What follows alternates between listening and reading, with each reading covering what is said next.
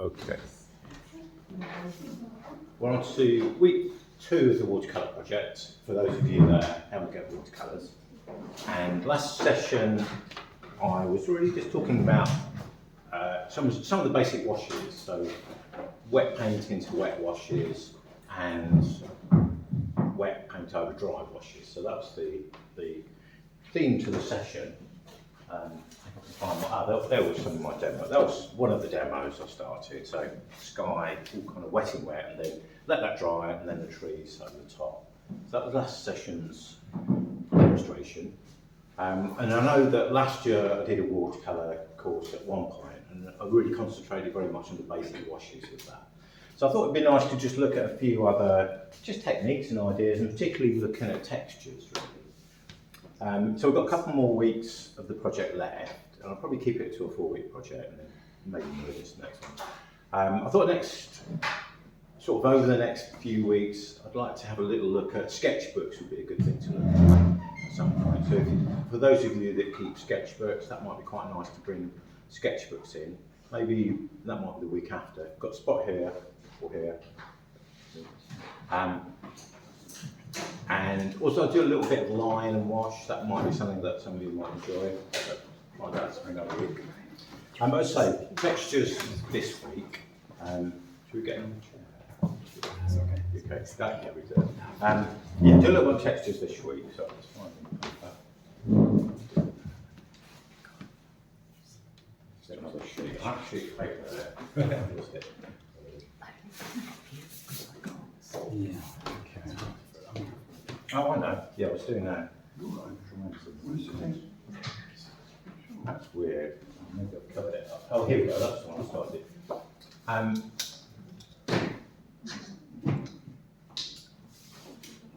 Yeah, so the techniques we were looking at last week were kind of very wet sort of techniques. But what you can do is you can kind of use dry brush, what they call dry brush techniques, which is, so I wanted to perhaps a few trees, a bit like I've done this morning.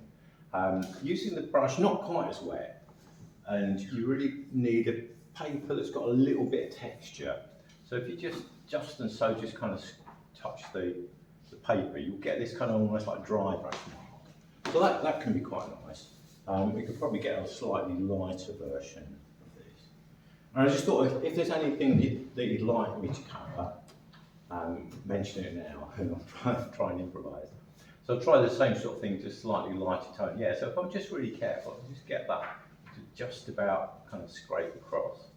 So that could be, perhaps just an impression of trees or something like that. Equally, I can make it even lighter still. And sometimes if you've got a wash down, and then you want to put another wash over the top, it can be quite nice to sort of have a drier, perhaps lighter wash, a bit like that. It kind of gives an impression of some texture on the ground or something like that. So that might be quite good. You could also, I've seen people use sponges and just dampen that a little bit.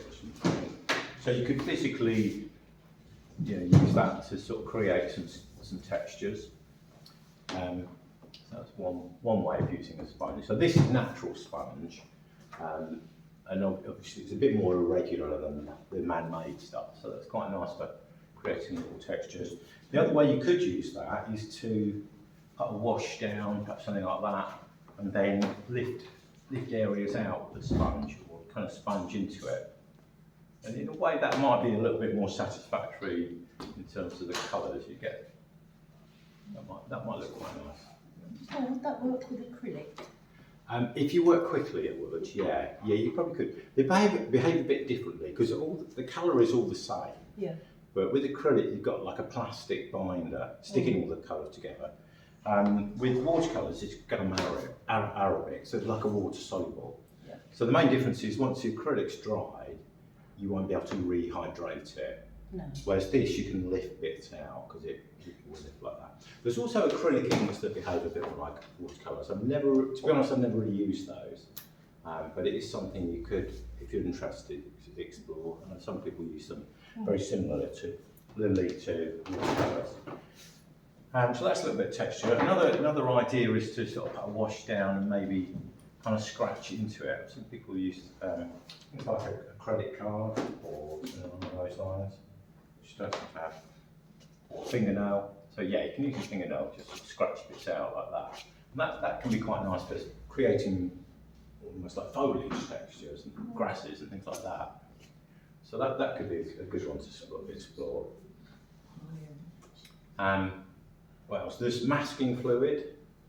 Any others you can think of? Offhand? I've seen people sprinkle salt on. Yeah, you can. And I don't think I've got any salt with me, but yeah, you can do that. If you do that, and you can see that from here, but this one here, that's using salt. So the best one to use is like something a bit crunchy, like a sea salt. So something's a bit granular. The fine stuff, it sort of works, but you'll get these almost like they're quite. Again, that's really good for textures. Do you put the salt on underneath or over the sprinkle? You basically you put your wash down and then you sprinkle it on while it's wet. Yeah. And what happens is it absorbs the moisture out of the paint and just leaves these little kind of little lines really and things like that. So it sort of lightens areas and then darkens the centre. That's quite a nice. Yeah, I didn't have any to hand this morning, but that's quite a nice one to explore. This particular sheet, this is almost like this bit's, I've got a bit of bubble wrap and printed into it. This texture I created with cling film, and that might be quite nice for certain textures like rocks and things like that. So that's that one. We were talking last week with Judith, and you were asking about gum arabic. So gum arabic is this stuff. And I'll try a little bit in a minute, but it's basically the medium that sticks all the watercolour together. So it's a bit like adding a bit more, glue to it, or if it's say oil paints, adding a bit more oil to it really. But I'll try a little bit of that now. And I think it just kind of makes it a bit glossier and probably moves around in a different way to how it would have done. Just get a slightly bigger brush. Just get a bit of that out and mix a little bit with something. I've got a bit of purple on that brush, so I'll carry on with purple.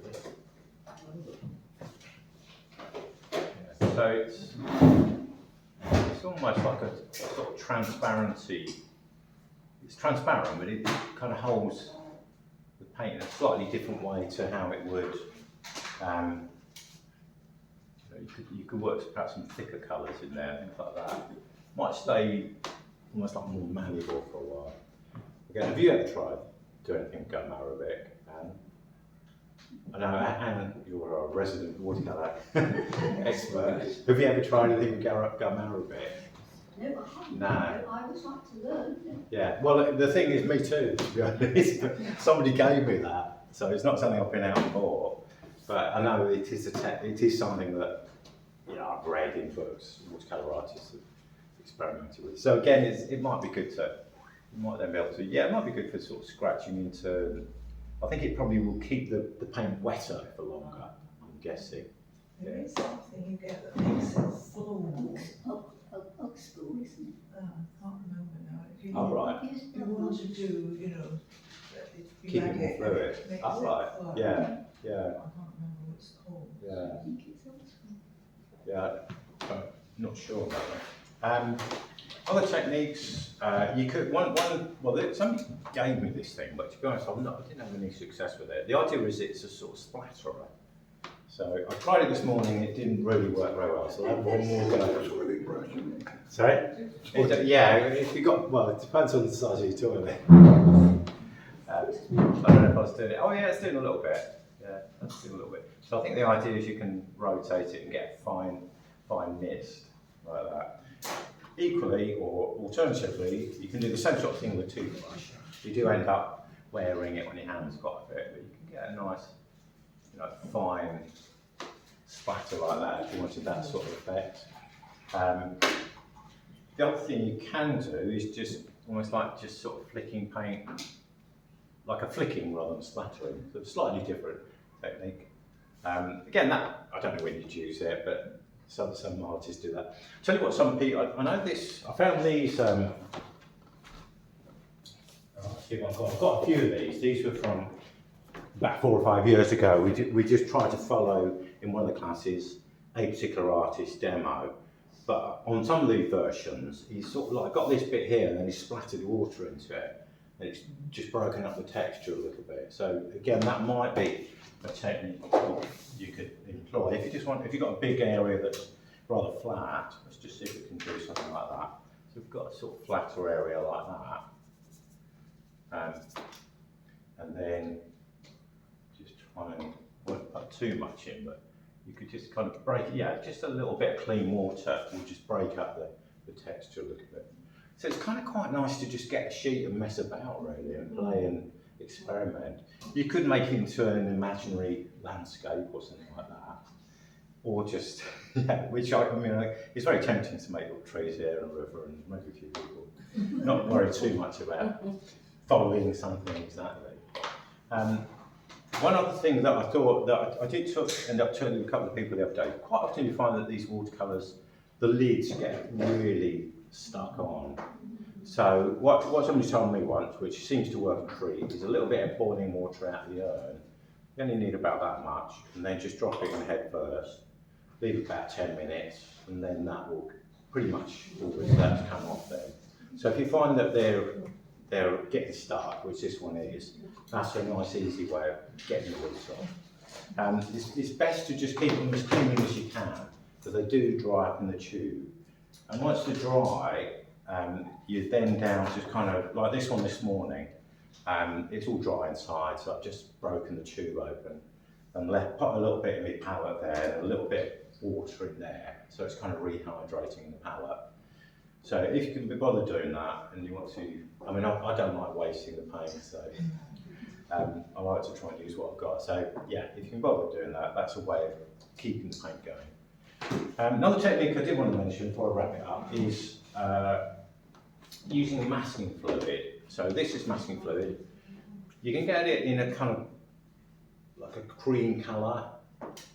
This particular one is blue, which makes it a little bit easier to see it once it's painted on. So this is an area I've painted in masking fluid, and I'll just show you that. One thing you've got to be very careful of with this though is that it will really ruin your brushes if it dries on it. So these are very, very cheap brushes that came in a cheap brush set, and I'm not too worried about them. I tend to find that the best thing is to dampen the brush a little bit to start with, so that you're not going in with a dry brush. And then once you've got it on, you can then paint away. And what this, you don't need it very thick, it just needs to cover the page, the paper. So if I wanted like some nice spark, a bit of water here with some nice sparkly highlights, I could just put some little dots and dashes. I then need to let that dry. So it's one of those things that does take a bit of time. So it wouldn't suit every location. That needs to dry. This bit here I did a little bit earlier, so that is dry now. So I'm trying to get a demo that is in a couple of stages. So I could then pop some more colour over the top of that, just get a nice colour going. I'll use the red. So yeah, I can just wash that over. That's a bit of orange too. And then I've then got to let that dry as well. Do it over the whole lot.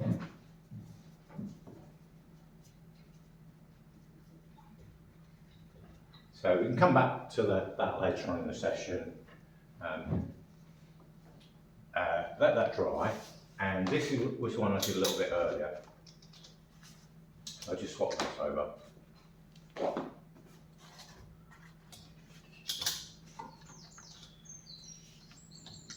So did a little bit there, I'll put that on and take it off, and then this bit here, this little shape here, what you do is you let it dry. The wash also has to dry, because if the wash is wet and you rub it, it will just smudge and smear all over the painting. So both have got to be nice and dry. And then you just kind of work your way across that. Some people have had the experience of it tearing the paper if it's on too long. I've not particularly found that. I think it's best to not have it too thick. And so as you can see, that's come up quite nicely. So if I wanted a white piece And basically the white paper is going to be brighter than any white paint you introduce. So that the idea is that you can reserve certain areas. So this could be like a little bit of sun, or maybe a highlight on a boat or something like that. And then that can be it. Or if you want to then tone certain parts of that down again, you can just paint a little bit over the top of that. So say I wanted some of this a little bit darker, leave some bit lighter, I can then just adjust it as needs to be. Oh yeah, one more. Another, if I can find it. Yeah, you can. So that's one way of creating highlights, or what they call a resist. You can also use a bit of candle wax. So where's this used? Once I've taken the masking off, I can paint other colours over the top.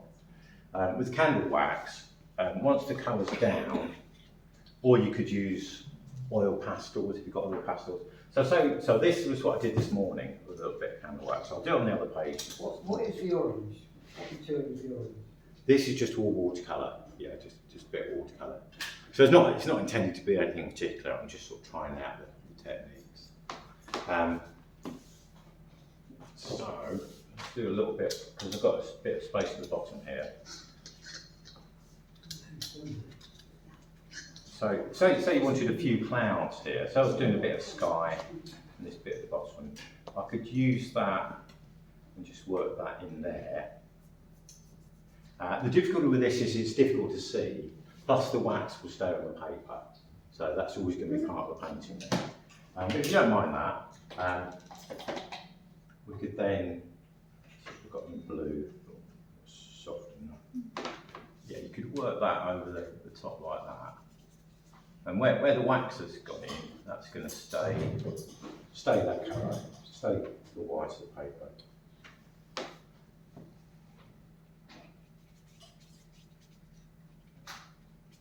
Something along those lines. And then the extra bit, I can lift those out, just clean your brush and just lift out these little bits where I've got a bit too much paint. So I think that can be quite an effective way of, also you get a slightly textured edge. It's not a very sharp edge because you're picking up the texture of the paper a little bit, which I quite like about that.